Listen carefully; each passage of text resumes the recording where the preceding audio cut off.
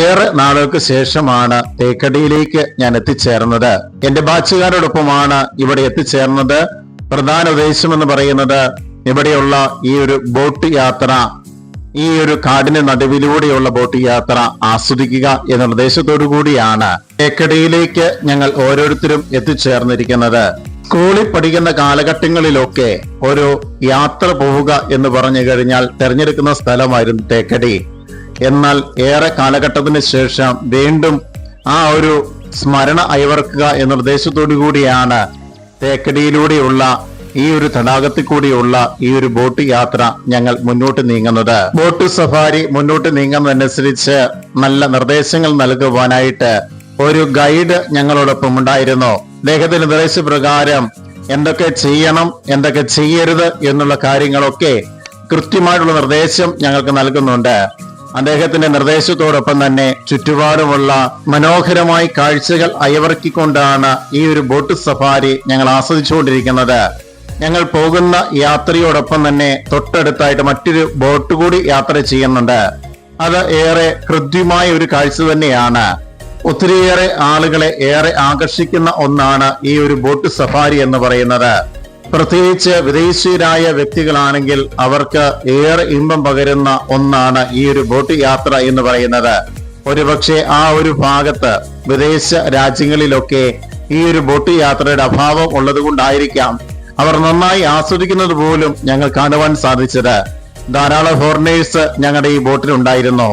അവരുടെ നല്ല രീതിയിലുള്ള ആസ്വാദനം അതുപോലും ഞങ്ങൾക്ക് ഏറെ സന്തോഷം പകരുന്ന ഒന്നായിരുന്നു. നീണ്ട യാത്രയാണ്, മണിക്കൂറുകൾ എടുക്കും. എങ്കിലും ഈ ഒരു യാത്ര മുഴുവനും ഒത്തിരിയേറെ കാഴ്ചകൾ അയവർക്കിക്കൊണ്ടാണ് മുന്നോട്ട് നീങ്ങുന്നത്.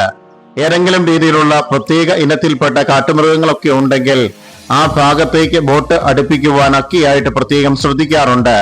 ഗൈഡ് ഞങ്ങൾക്ക് സ്ട്രിക്റ്റ് ആയിട്ടുള്ള നിർദ്ദേശം നൽകാറുണ്ട്. ഇങ്ങനെയുള്ള കാട്ടുമൃഗങ്ങളെ കാണുമ്പോൾ ആ ഒരു വശത്തേക്ക് മാത്രമായിട്ട് എല്ലാവരും ഓടിക്കൂടരുത്, അത് ബോട്ട് മറിയുവാൻ കാരണമാകും എന്നുള്ള കാര്യം അത് കൃത്യമായിട്ട് പാലിച്ചുകൊണ്ട് തന്നെയാണ് ഞങ്ങൾ ഓരോരുത്തരും ബോട്ടിലായിരുന്നത്. ഞങ്ങൾക്ക് എങ്ങനെയെങ്കിലും നല്ല രീതിയിലുള്ള കാഴ്ചകൾ പകരണം എന്നുള്ള ഉദ്ദേശത്തോടു കൂടിയാണ് ബോട്ടിന്റെ ഡ്രൈവർ ഈ ഒരു കാട്ടിനുള്ളിലൂടെയുള്ള ഈ ഒരു യാത്ര മുന്നോട്ട് നീക്കിക്കൊണ്ടിരുന്നത്.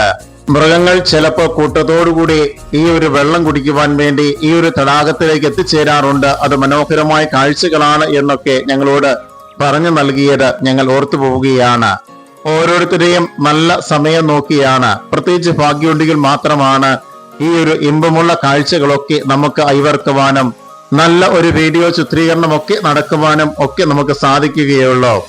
ഏതായാലും ഏതെങ്കിലും രീതിയിലുള്ള മൃഗങ്ങളെ കാണിച്ചതിന് ശേഷം മാത്രമേ തിരികെ കൊണ്ടുപോകുകയുള്ളൂ എന്നുള്ള ഉദ്ദേശത്തോടു കൂടിയാണ് ഞങ്ങളുടെ ബോട്ടിലെ ഡ്രൈവർ മുന്നോട്ട് നീങ്ങിക്കൊണ്ടിരുന്നത്. ഇവിടെ ഒരു കാടിനുള്ളിൽ ഒരു പാലസ് ഉണ്ട്. ആ പാലസിന്റെ തൊട്ടടുത്തുകൂടിയാണ് ഇപ്പൊ കടന്നു പോകുന്നത്. മനോഹരമായ പഴക്കം നിറഞ്ഞ ഈ ഒരു പാലസ് വനംവകുപ്പുമായി ബന്ധപ്പെട്ട ആളുകളൊക്കെയാണ്, പ്രത്യേകിച്ച് അതിന് ടോപ്പ് ലെവലുള്ള വ്യക്തികളൊക്കെയാണ് ഇവിടെ താമസിക്കുന്നത് എന്നുള്ള കാര്യമൊക്കെ ഞാൻ മനസ്സിലാക്കുകയാണ്. മറ്റുള്ളവർക്കും ഇത് ഹയർ ചെയ്ത് ഇവിടെ താമസിക്കുവാൻ പറ്റും എന്ന് ഞാൻ മനസ്സിലാക്കുകയാണ്. പക്ഷെ ഒരു രാത്രിക്ക് നല്ല ഒരു റേറ്റ് അവർ ഈടാക്കും എന്നുള്ളതാണ് ഇതിന്റെ ഏറ്റവും വലിയ പ്രത്യേകത എന്ന് പറയുന്നത്. ഏറെ നാളുകൾക്ക് ശേഷമായതുകൊണ്ട് ഈ ഒരു കാഴ്ചകളൊക്കെ നവ്യമായ അനുഭവം പോലെയാണ് ഞാൻ അനുഭവിച്ചറിഞ്ഞത്. ഇതാ ഞങ്ങൾ പോകുന്ന യാത്രക്കിടയിൽ ഈ ഒരു കാഴ്ച ഞങ്ങൾ കാണുകയും വീഡിയോയിൽ ഈ ഒരു ചിത്രീകരണം പരമാവധി ഞങ്ങൾ സൂം ചെയ്ത് പകർത്തുകയും ചെയ്തുകൊണ്ടിരിക്കുമ്പോഴാണ് മറ്റൊരു കാഴ്ച ഞങ്ങളെ തേടിയെത്തിയത്. ഇത് നവ്യമായ ഒരു അനുഭവമാണ് എന്നുള്ള കാര്യം ബോട്ടിലെ ഗൈഡ് ഞങ്ങൾക്ക് പറഞ്ഞു നൽകുകയാണ്. നല്ല ഒരു ബോട്ട് യാത്രയൊക്കെ കഴിഞ്ഞതിന് ശേഷം ഞങ്ങൾ തിരികെ എത്തിച്ചേർന്നിരിക്കുകയാണ്. പരമ്പരാഗതമായ രീതികൾക്കൊന്നും മാറ്റം വരാതെ ഇവിടെയുള്ള മരങ്ങളും ഇവിടെയുള്ള യാത്രികരും ഇവിടെയുള്ള മറ്റു സേവനങ്ങളും ഒക്കെ നിലനിർത്തിക്കൊണ്ട് തന്നെ മുന്നോട്ട് പോകുന്നു എന്നുള്ള കാര്യം ചുറ്റുപാടും ഒരു വീക്ഷണം നടത്തി കഴിയുമ്പോൾ ഞാൻ മനസ്സിലാക്കുകയാണ്. ഏറെ നാളുകൾക്ക് മുമ്പ് ഇവിടെ എത്തിച്ചേരുമ്പോൾ എങ്ങനെയാണോ ഈ ഒരു ഭാഗം കാണപ്പെട്ടത് അതുപോലെ തന്നെ ഇപ്പോഴും അവർ കാത്തുസൂക്ഷിക്കുന്നു എന്നുള്ളതാണ്.